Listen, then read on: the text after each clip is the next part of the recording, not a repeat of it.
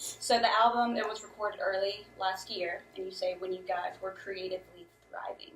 So tell me about that. What does that mean? I don't know. You can feel it when you're thriving, and I think having done this for so many years, we can feel a difference when you spend so much time focusing on one little skill here, one little skill there, a problem here, and then you get to this point where we kind of felt like we reached that level where all of those came together, and we're not thinking about it anymore. It just happens. Right. It flows out. Nice. So it's a good place to be in. Very cool. Very, very cool. So I know the album, it was influenced, I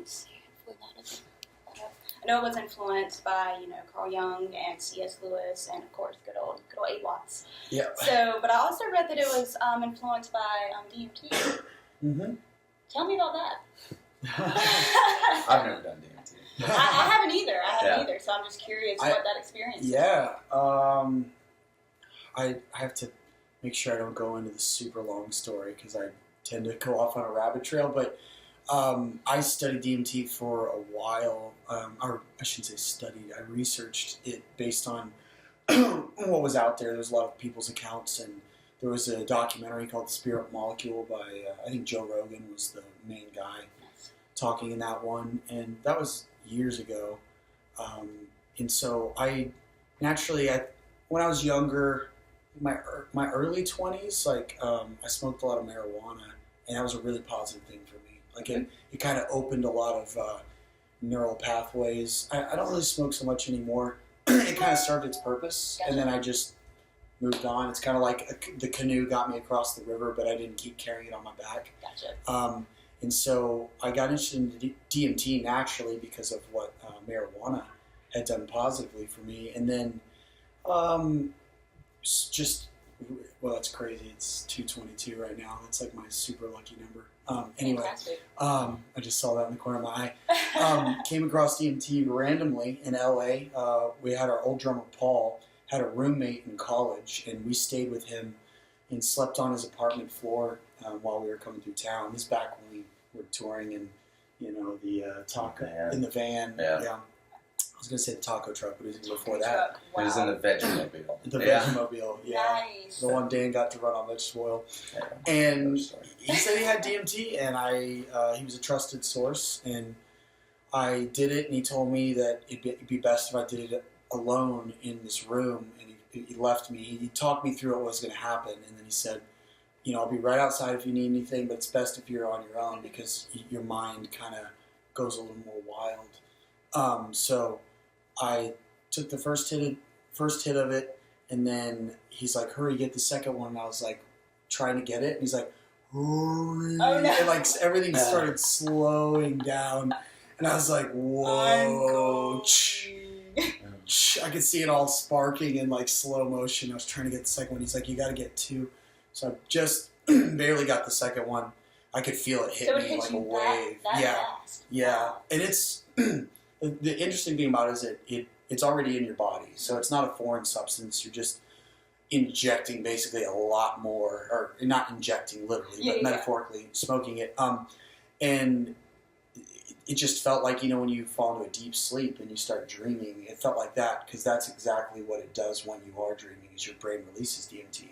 So it's basically, I was still awake, but I was dreaming. I just fell back, and I saw this, basically, that feeling when you pass out, and you feel like that pulsing, whether it's in your eyes or in the back of your head, or I felt that pulsing, and I could just feel my whole body pulsing, and then I kind of went through that. That's the best way I could describe it. Yeah. And then I saw these pulsing lines like this, all in this net, like a pattern, and what appeared to me was it was the visual cortex in my brain, the part that picks apart visual information, foreground from background, differentiating colors and shapes, and went into that. Kept going into all these layers of sensation, and then that's when there was this eye super far away that was scanning me. See, I can feel that. Nope. And yeah. Like some more of the worlds type shit or something. It was like that's reptilian. It looked like a reptilian eye and was just like floating helplessly towards it. And I started getting scared. And that's when I bet. Because that's when at this point, I didn't realize I had done anything. Mm-hmm. I was just in an alternate universe, just plopped in. Like, here you go. You don't know who you are. You don't know why you're here, but you're floating towards this eye. But for whatever reason, I could remember loved ones, Mm-hmm. and I felt like I was pulling away from my body. And I looked back and I saw my body, and I was holding on real tight. And I felt like if I let go, I'm never going to see my friends or my family again. Mm-hmm. Like I'm literally dying. It's gotta be And they call it the death training, because they say it is what your brain supposedly releases a lot of this when you die. So maybe it is, maybe it isn't, but it felt like I was dying, like literally leaving my body. And I was like, crazy. but then some voice came in my head and was like, "You smoke DMT." And I was like, "Oh yeah, I'm just on drugs. I'm just on drugs." No, yeah, and so that's when I let go and I felt at peace again. Long story short, I got closer and closer to this eye, and by the time I get up close to it, I was just like floating like this, helpless. I couldn't move. I just was floating, and it was the size of this like building. Like it was just. By the time I got right up on it, it was a giant creature, Wow. and I was like, "Well, I can either fight this thing or trust it, and there's no way I can fight it. So I just got to let go and trust." And then this moment occurred where I went into it. And it was just like if you could feel nothingness is what it felt like. If you could like stop everything, every sensation, every thought, and that's what it felt like when I was at the eye. And then I guess I was the peak of this experience. And then I guess I became the eye because I was looking down at my body and I was scanning it as I came back down. Mm-hmm. And as I'd scan my body, I'd look at different parts. I'd look at my leg and I'd feel it. I'd look at my arm and I'd feel it. Then I started like looking at my brain and I'd look at like different parts of my emotional core, which, however I was sensing this, it could parse it out. It wasn't, obviously it's not like a physical part of your brain does this. It's just, it all made sense. And so I'd look and I saw these crystallized, like really hard structures in my head. And I was like, what are those? And I looked at them. When I looked at them, they hurt and they felt like grudges and like pain and like unforgiveness, like things like I was holding on to. Wow. And I was like, why am I doing that? It was like so clear in that moment it was just like madness. And so when I said that to myself, it started melting, and I felt it as it was happening, and I felt like my brain. I could see my body relaxing too while I'm doing this to myself. Like you're releasing. It was like I was doing an operation on myself, and then I came back into my body and I just started crying and laughing for like 20 minutes, and then for the next 2 weeks I was just like walking on air, like I'd just taken like a spiritual shit. Just all this was real. That's a way to put that. Yeah, right? That's what I want to name this interview. Was spiritual shit. Fantastic. Yeah. Anyway, so that at least my influence, like we all have perspectives on the songs, but The Great Divorce, that was my influence or perspective on that song, with divorcing from your body and the feelings of heaven and hell and all these different that kind of stuff. It's interesting that you mentioned you kept seeing like a pulsing, because I feel that through this whole album. There's this heavy energy, there's this pulsing, and it's really interesting that you mentioned that was kind of your experience with DT. That's very cool.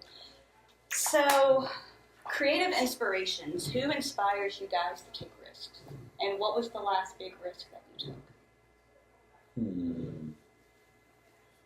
took? For me, the risk takers are always like the record breakers, if you will. I'm in love with the polar sea explorer Ernest Shackleton. He was the first to try to make it to the South Pole. His ship got stuck in the ice, and they were stuck on pack ice for over a year. The men had to haul like the lifeboats on their back to the edge of the water, which took forever. They made it to a tiny island, and then him and another guy made it to the bigger whaling island, like 800 miles away. And this is all like dead of winter. He landed on the wrong side of the island, crossed the island on foot. And anyway, long story short, saved no one died. And they were all stranded for, multiple years. This is in the 1800s. But In ice? Just in stranded ice. in ice? Yeah, like they would go Nobody dies? Yeah, I know. They'd go to bed on the ice, every night, and then their body heat would melt it, and they'd wake up wet, and it's all like sub-zero. It's Antarctica. It's Right. the most inhospitable place on Earth. But people like that, or even like Richard Branson, the guy with Virgin, like I forget what records he holds, but he's like always a part of something great. But for me, I mean, the initial risk of this band was just kind of dedicating our life to it. It's like whatever the sacrifice, this will be worth it. And I think since then, it's just different now. Like my last risk I took was like building this Scorpion Tail and Trum Lift, and Super stoked to see that tonight. yeah. And the risk really just comes in it might not work. I might not finish it. I might not be able to get Drumtron off the ground in a way that's cool or safe or anything. And so I don't know. It's cool to take that risk, and then just for whatever reason, I'm always given enough reason to keep pushing as hard as I can. There was never. That's kind of how I gauge the operation is. Sometimes it kind of kills itself early on. But then there's some times like this where it's it just worked out perfectly. These little destiny moments, I need to fill a gap, and I pull open a scrap bin and there's a cool piece of metal that exact size. And it's oh, I should be doing this. Yep, This exactly. is I love this stuff is where I that need happens. to be. This falls into place. Yep. Mm-hmm. Yep. So that's my risk taking. Cool. What about you? I think for me, going to jiu-jitsu on our off time, jiu-jitsu was a very, even I wrestled in high school, but going to those classes and being a total newbie and white belt was a pretty intimidating thing, because you're just jumping in what feels like to the wolves, because there's all these dudes who've been training way longer than you, Right. or probably way stronger than you. And just putting yourself in that situation is very humbling. Mm-hmm. Yeah. Very humbling. It reminds you, because a lot of people walk around with this idea that, mainly guys, just if that guy did this, I'd do that. And it's no, you wouldn't. Right. When you really fight somebody, you realize how difficult it is. It's way more difficult than you think, especially if somebody knows what they're doing. Yeah. And so I feel that's been a really humbling and really influential thing in my life on a lot of levels outside of it. Cool. So tell me about the album transitions, because they always flow so perfectly between songs. I know that's not a coincidence. How do you continue the storytelling and the music between songs? And can we get a Nothing More transition album? Because I would love to just listen to just the music. That would be fantastic. Yeah. Wait, so can you restate the question one more time? Yeah. How do the transitions come about between the songs? A lot of those were a mixture of, some of those were instrumentals that Mark had created on guitar, and usually I would, on the last record and this record, I would take some of his instrumentals and then either mix them a certain way or put Alan Watts to it, or run it through a bunch of effects. And so I'd kind of remix something Mark created, and the combination of the two things usually what creative. But Alan Watts would be somebody I'd listen to a lot of times when I'm in my bunk at night, Right. and just going to sleep, and I'd go down the YouTube rabbit trail, and I'd be falling asleep, and then there'd just be this one phrase or something, and I was oh, I wake up and hit pause and screenshot the time and then email it to myself and go back to sleep. Mm-hmm. And it was a combination of just listening to hours and hours of lectures, and then just having those little magic moments in all of his work that I felt related to either what we were talking about in the writing process or the record. Kind of takes you on a little bit deeper of a journey than just the lyrics. Right. Because you guys, you always throw in that little bit of light in the dark, that little bit of truth, that little bit of positivity. So tell me about Tunnels more. I just want to know more about that song. It was a song we wrote with Clint from Seven Dust. Shut actually. up. That one. You know how I am about Seven Dust. It's my favorite band. Yeah. All time. Well, that makes sense why you'd like that song. Yep, it does now. Yeah, Clint Lowry wrote on that one and Funny Little Creatures. But Tunnels... the vocals on that are so fun. It's just fantastic. Thanks. Tunnels actually, the concept, I was going through the end of an 8-year relationship, and my ex, I met her the day my mom passed away, so there was a lot of very entangled emotions and invested, it was a very hard thing to let go of and move from, but I really felt like it was right towards the end. Up until then, we were both kind of, the lyric can go to war. I thought fighting with meant fighting for. We were just fighting so much to kind of try and save it, but I think it was kind of in denial that it was done. Gotcha. Long story short, I went on my buddy's bachelor trip to Colorado. He had like a little getaway home in the mountains, and I was riding in a car. Dan was on the trip, and I was riding in a car with 2 of my friends, and just because I was about to go back home, and I knew what I was going back to, which was like the end, basically.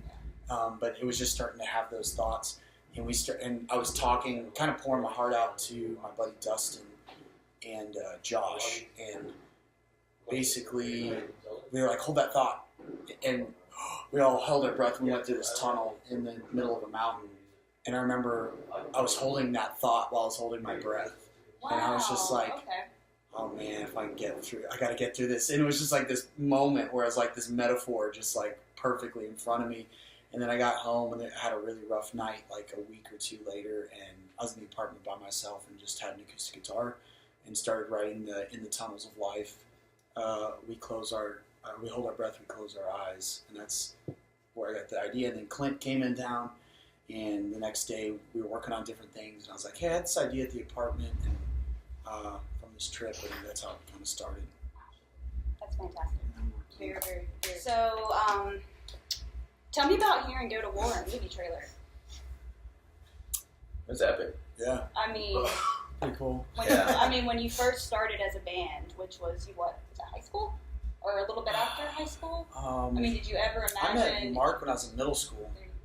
Even longer. So, yeah. as an inner child, how cool was that for your inner child?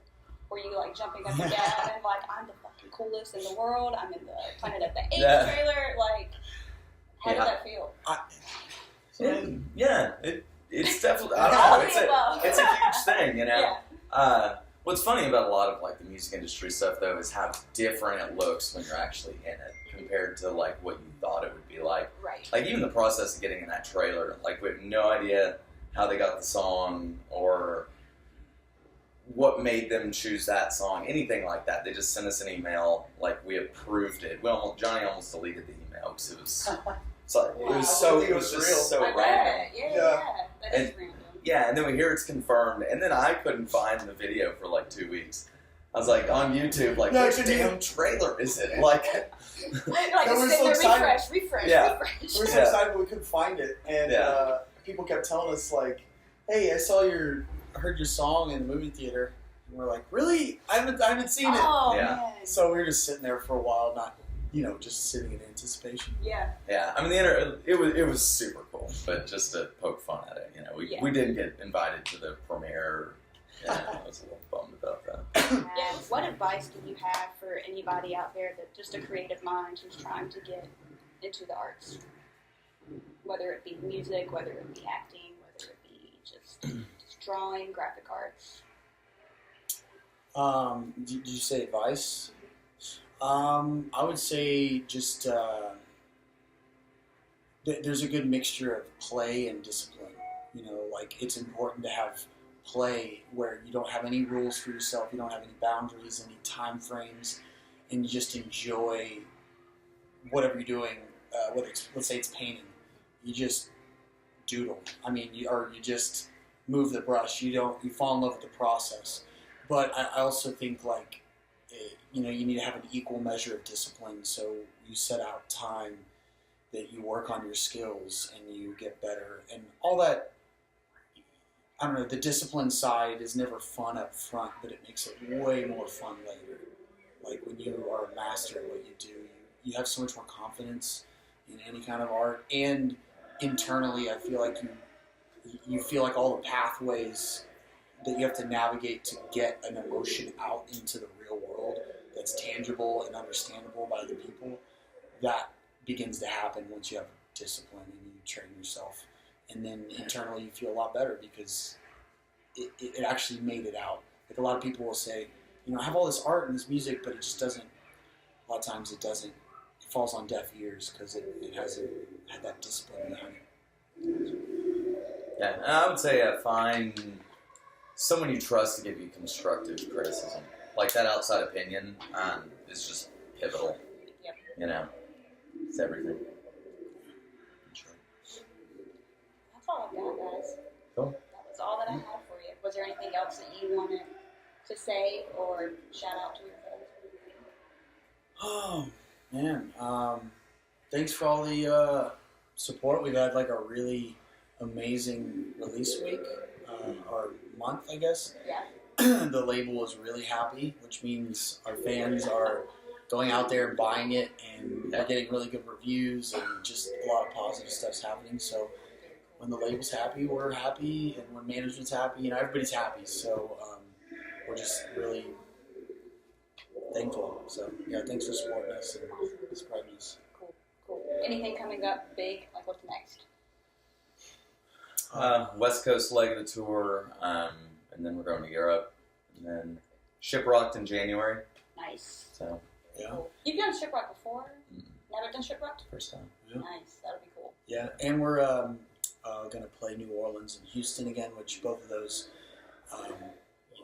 Got canceled on this trip. Canceled, yeah, for different reasons. But yeah, we got those coming up. So people in New Orleans and Houston, we'll see you. We're definitely going to be doing something.